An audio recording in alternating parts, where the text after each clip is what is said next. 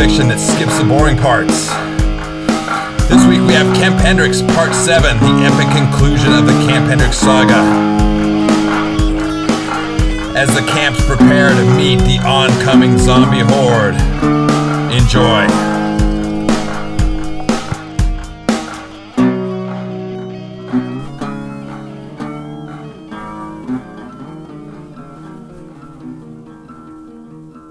Crew.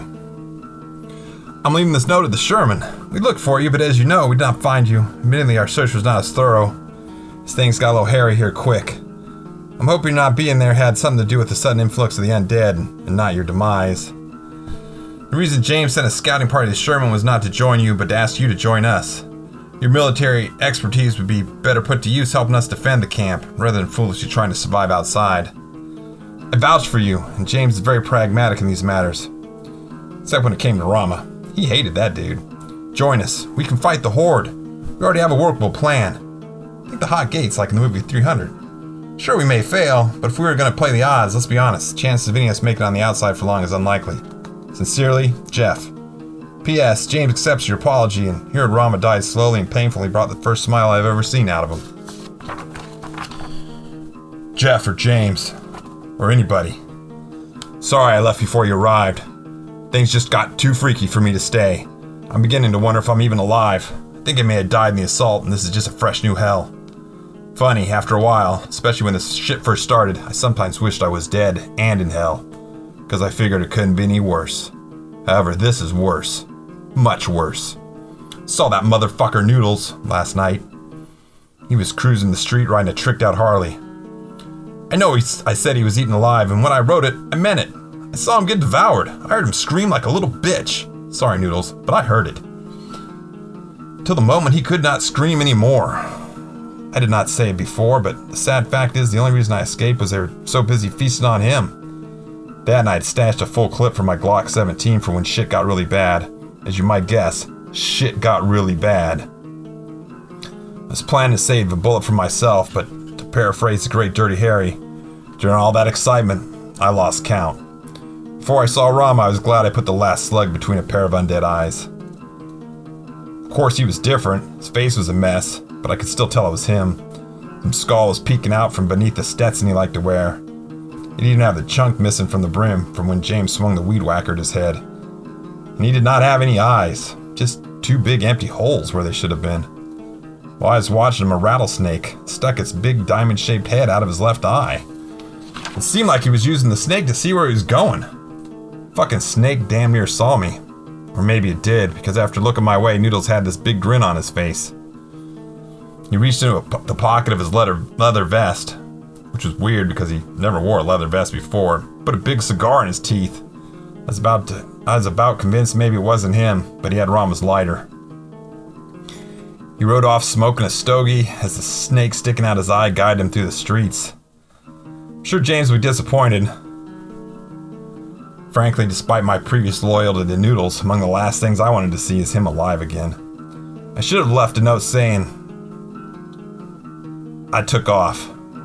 I should have said this place was infested with the undead, but honestly, seeing Noodles as a blind zombie biker with a guy snake freaked me out. I barely got my wits together in time to save my own ass. To be honest, I'm not sure why I left this note. I'm hitting the road. If you could leave a few bullets, 9 mil, and anything else I could carry, I would appreciate it. I know you may feel the need to keep all your resources. And I don't blame you. If you cannot spare anything, I understand. Just let me know. Unlike when we had a camp, I will never use anything you leave against you.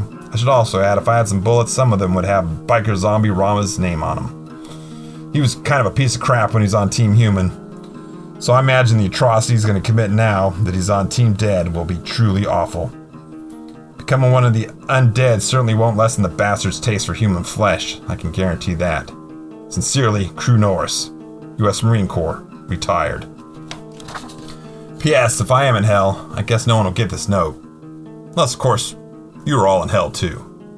Crew, I don't think we're in hell. Though if someone were to say hell's moved into our neighborhood, I wouldn't argue with him. James agreed to leave the bullets, one full clip, but it'd be better if he joined us.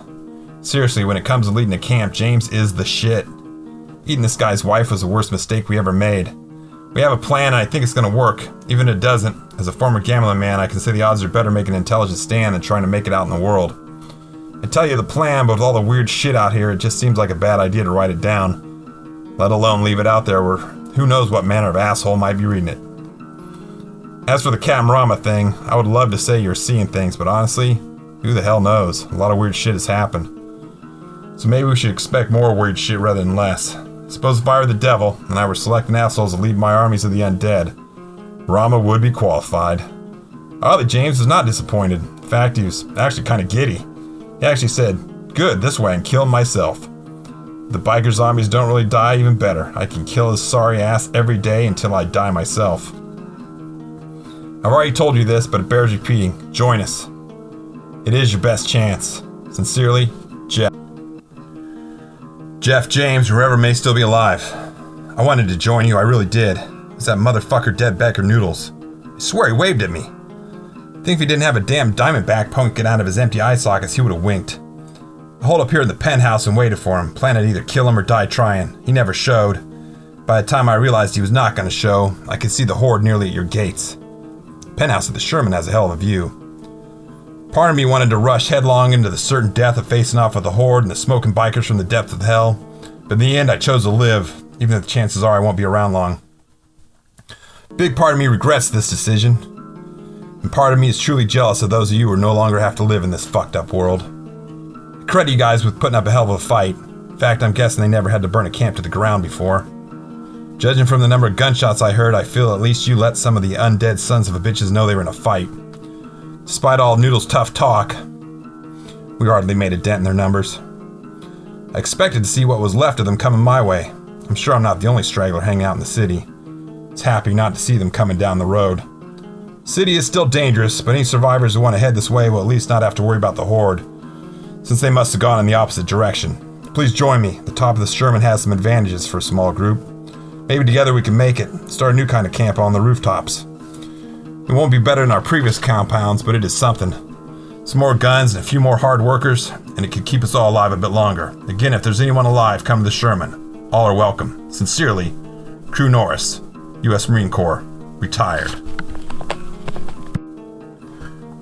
Crew, you have it all wrong. The horde did not burn down our camp. We booby-trapped that shit. We dug enough pits to hold a small town. Good thing, the horde was huge. Had enough bombs and gasoline to burn down a large one. We put up some token resistance, and then let them come in. We surrounded the camp and gunned down any zombies who didn't get burned to ash. Turns out the biker zombies can indeed die. They burn just as well, actually better than anything else. Bullets don't kill them, or at least it takes too damn many for us to find out, but they do incapacitate them enough to make it relatively easy to light their sorry ass on fire.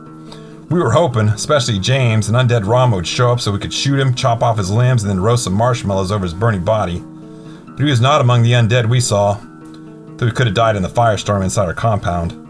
While burning down our camp may seem a questionable idea, the fact is, thanks to the horde, there are a couple empty camps nearby. The bad memories associated with Camp Halen, coupled with the better construction of the walls at Camp Cobain, meant we packed up and headed there.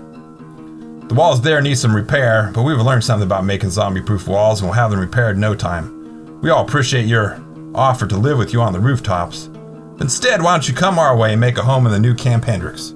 We could use a man like you. Sincerely, Jeff. Jeff and James. I guess I needed Crew more. He was a tough bastard on the outside, but on the inside he was quite tender. And dare I say, truly delicious. I never knew how delightful raw meat, eaten while the source of said meat is still screaming in agony, could be. I certainly enjoyed a rare steak back in my day, but as juicy and delicious as that can be, it does not hold a candle to a meal still squirming. He tried hard to take me down. Crew was a fighter for sure, but he was no match for me before and had even less of a chance now. I'll be coming to do the same to you two. Plan to die slow, Jeff, you traitorous son of a bitch. I'm hoping in your afterlife Sand is around to kill you again for joining up with the assholes who murdered, cooked, and ate him. As for you, James, I may not kill you at all.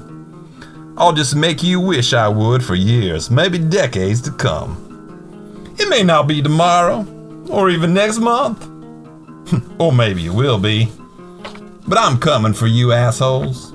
I'll be bringing my own horde, and your little trick won't work twice.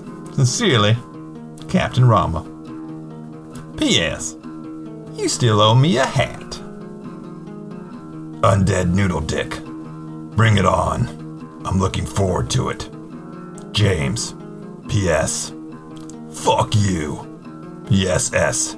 Jeff wants me to tell you. Fuck you. And your cooking sucks.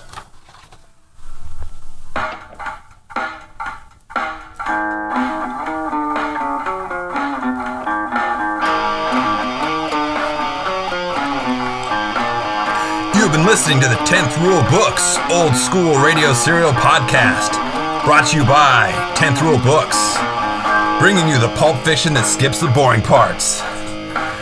Be sure to check out all our books on Amazon, such as Captain Cooker by Todd Moore, and The Walking Funeral, Hell Book 1 by Bodie Myers. We will be coming back soon with an all-new old school radio serial, so stay tuned. Be sure to check our blog for news at www.10thrulebooksblog.10thrulebooks. Also, be sure to follow us on Twitter and like us on Facebook. As always, thanks for listening, and we will see you soon.